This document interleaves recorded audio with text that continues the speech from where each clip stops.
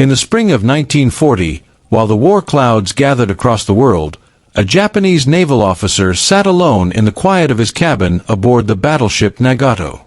Outside, the vast Pacific stretched endlessly, calm and indifferent.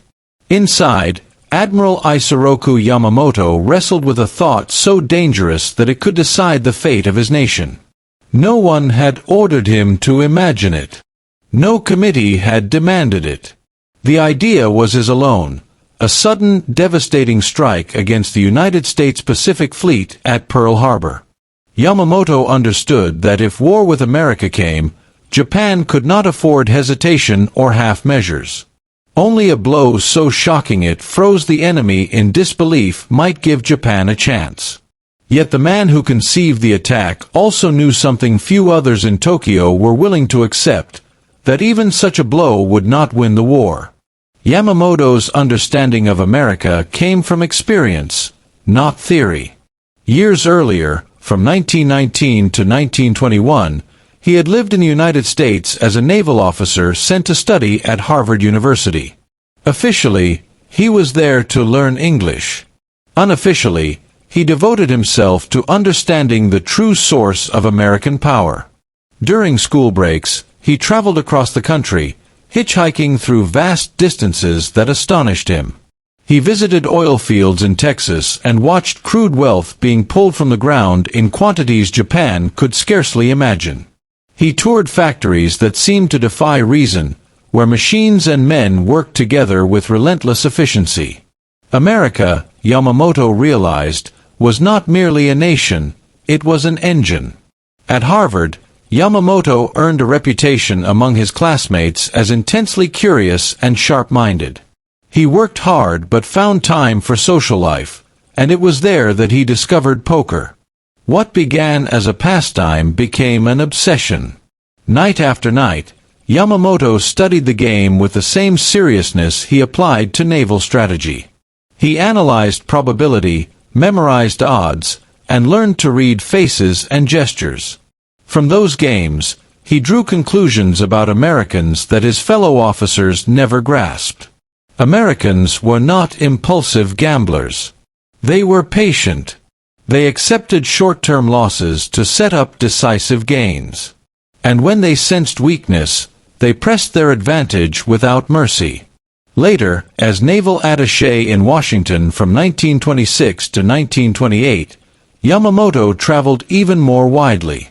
He walked through automobile plants in Detroit and watched cars roll off assembly lines at speeds that felt unreal.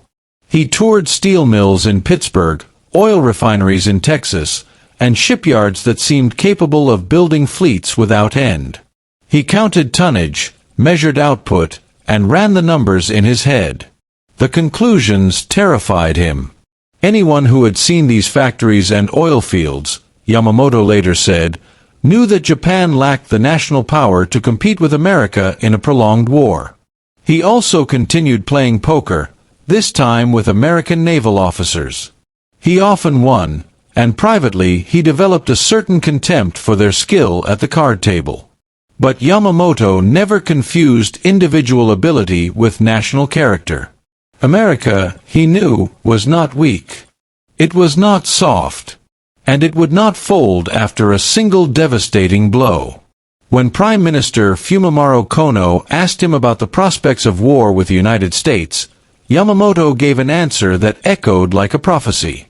If ordered to fight, he said, he could run wild for 6 months, winning victory after victory. But if the war continued beyond that, he saw no hope of success. 6 months. That was all. Almost exactly 6 months after Pearl Harbor, the Battle of Midway shattered Japan's naval power. Yamamoto's prediction came true with chilling accuracy. And yet, despite his warnings, Japan moved toward war anyway. To understand why, one must look deeper than strategy and numbers.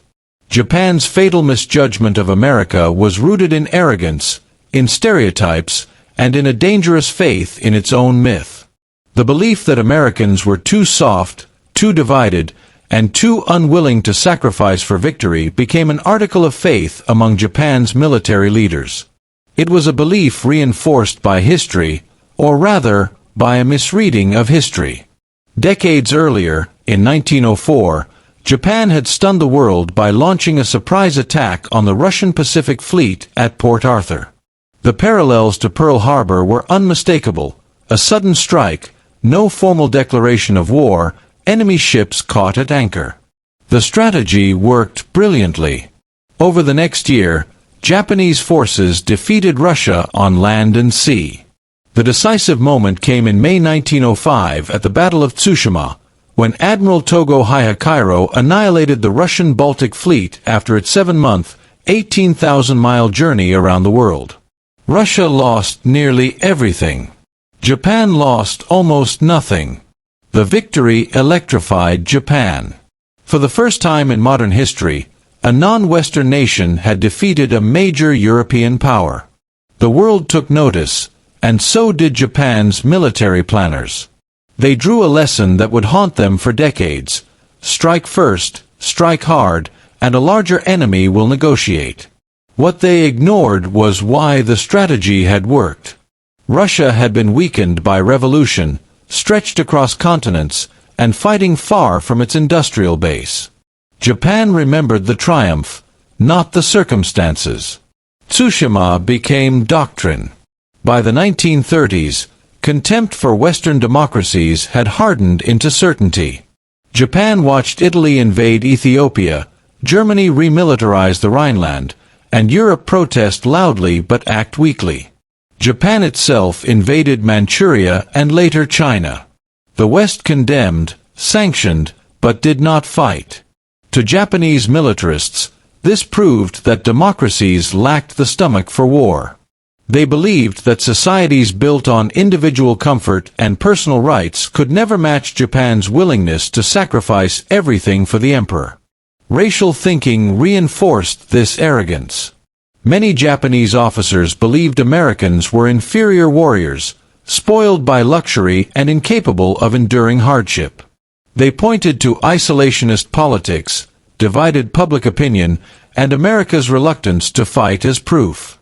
One Japanese assessment in 1941 concluded that Americans loved comfort, lacked spiritual depth, and could not sustain a long war. It was a catastrophic misreading. Yamamoto tried to warn them. He spoke openly about American determination, about their ability to respond with fury once attacked. Few listened. His words clashed with what leaders wanted to believe. Another assumption sealed Japan's fate. Even if America fought back, Japanese planners believed its industrial potential would take years to mobilize. Japan would seize Southeast Asia, secure oil and resources, and build a defensive perimeter so strong that America would choose negotiation over endless bloodshed.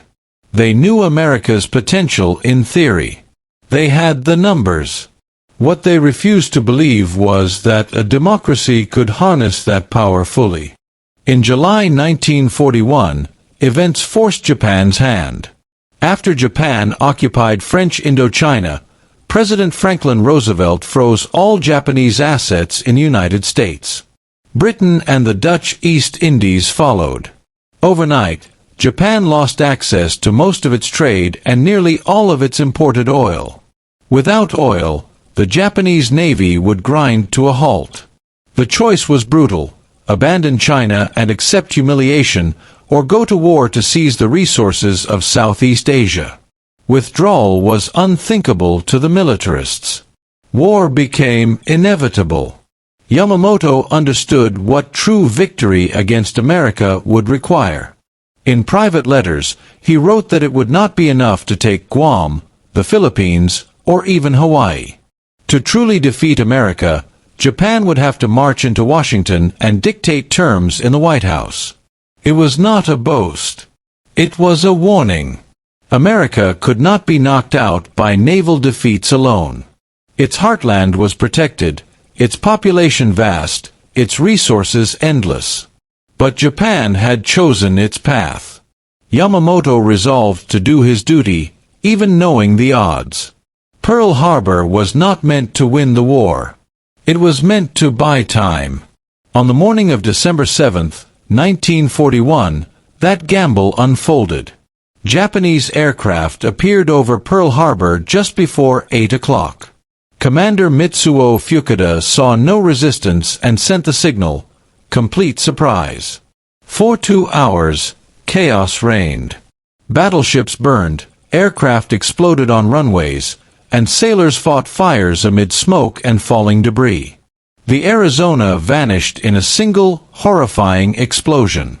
The Oklahoma rolled over, trapping hundreds inside. By the time the last planes withdrew, more than 2,400 Americans were dead. Yet the most important targets had escaped. The American carriers were at sea. Fuel tanks remained untouched. Repair facilities stood intact. Admiral Nagato chose not to launch a third strike and withdrew. The Japanese believed they had shattered American morale. Instead, they had forged it. Overnight, isolationism vanished. Congress declared war with near unanimity. Millions volunteered. Pearl Harbor became a rallying cry that echoed through factories, farms, and cities. 4 months later, American bombers struck Tokyo itself. The Doolittle Raid caused little physical damage, but its psychological impact was immense. Japan was vulnerable. The illusion of invincibility was shattered. Yamamoto understood the message immediately. America was coming, and it would not stop. 6 months after Pearl Harbor, at Midway, Yamamoto's warning came true. In 5 decisive minutes, 4 Japanese carriers burned. Japan lost not just ships, but irreplaceable pilots and experience. The balance of the war shifted forever. From Guadalcanal onward, Japan fought defensively. American factories roared to life, producing weapons in quantities that defied belief. Shipyards launched vessels faster than Japan could sink them. Aircraft poured from assembly lines. Democracy, dismissed as weak, proved capable of astonishing sacrifice and coordination. Japanese soldiers discovered that Americans would fight with relentless determination. They charged, endured, adapted, and learned. The war Japan had hoped would end quickly became a grinding struggle it could not win. In April 1943, Yamamoto was killed when American fighters intercepted his aircraft. He died knowing his fears had been justified. The nation he understood better than his peers had awakened exactly as he had warned. 2 years later, Japan surrendered aboard the USS Missouri in Tokyo Bay. The empire was gone. The miscalculation was complete. The story of Pearl Harbor is not just about strategy or battles. It is about the danger of underestimating an opponent, of mistaking debate for weakness and comfort for cowardice. Yamamoto saw the truth because he had looked beyond stereotypes. His nation paid the price for ignoring him. And that is the lesson that endures.